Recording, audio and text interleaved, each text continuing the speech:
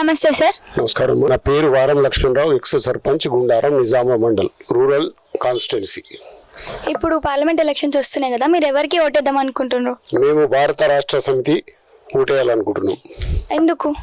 మా గ్రామంలో మన రాష్ట్రంలో కూడా కేసీఆర్ గారి నాయకత్వంలో మన రాష్ట్రం, మన తెలంగాణ రాష్ట్రము ఎంతో అభివృద్ధి చెందింది.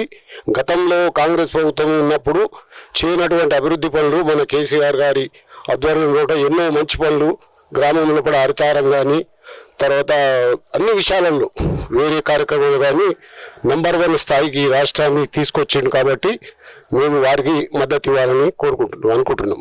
పథకాలు అంటే మాకు షాదీ ముబారక్ కానీ, కళ్యాణ లక్ష్మి కానీ, తర్వాత వితంతు పింఛన్లు కానీ, అంగవైకల్యులకు కానీ, మళ్ళీ తర్వాత ఈ కిట్లు మన ప్రసవించిన ఆడపిల్లలకు 13,000, పిల్లగాడు పుడితే 12,000, ఈ విధంగా ఎన్నో మంచి పనులు కేసీఆర్ గారు చేయడం జరిగింది.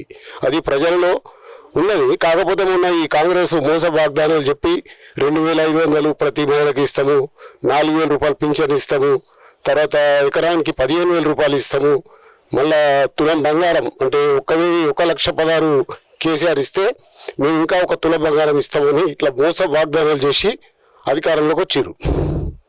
ఇక మాకు ఇప్పుడు భారత రాష్ట్ర సమితి తరఫున మా నిజామా రూరల్కు బాజిరెడ్డి గోవన్ నిలబడ్డాడు. వారు మా గ్రామానికి ఎంతో సేవ చేసిండు.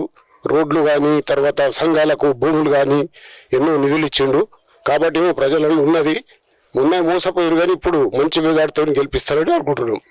బీఆర్ఎస్ ఇప్పుడు పథకాలు అవన్నీ ఇచ్చిందంటారు, మరి మీ ఊరు ప్రజలకు అవన్నీ పథకాలు వచ్చినాయి? అందరికి మ్యాక్సిమం వచ్చినాయమ్మా. మన ఆరోగ్యశ్రీ ద్వారా కానీ, తర్వాత ఈ మన షాదీ ముబారక్, కళ్యాణ లక్ష్మి చాలా వచ్చినాయి మా గ్రామానికి. మీ గ్రామానికి చాలా వచ్చినాయి అంటారు, కాంగ్రెస్ ఏం రాలేవంటారు? కాంగ్రెస్ లో అప్పుడు చేసిండ్రు, కానీ ఇంత డెవలప్ కాలే. అప్పుడు బీఆర్ఎస్ చేసినంత కాంగ్రెస్ డెవలప్ చేయలేదంట. చేయలే.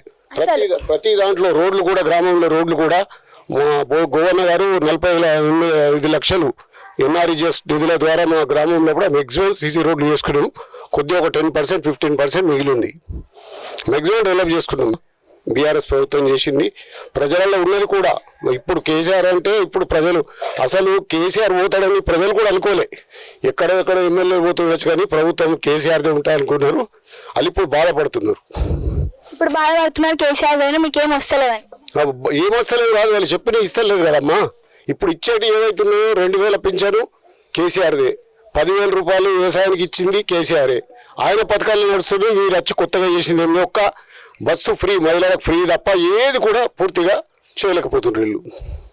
కరెంట్ బిల్ తగ్గిందన్నారు. కరెంట్ బిల్లు కొందరికి వచ్చింది, ఇంకా కొందరికి ఆడ పోయి ఎండి ఆఫీస్లు ఇవ్వాలా, అట్లా అంటే అట్లా అయిపోయింది. మళ్ళీ ఒక 2 నెలల తర్వాత మళ్ళీ పాత బిల్లులు కూడా మళ్ళీ వస్తున్నాయి ఇప్పుడు తిరిగి.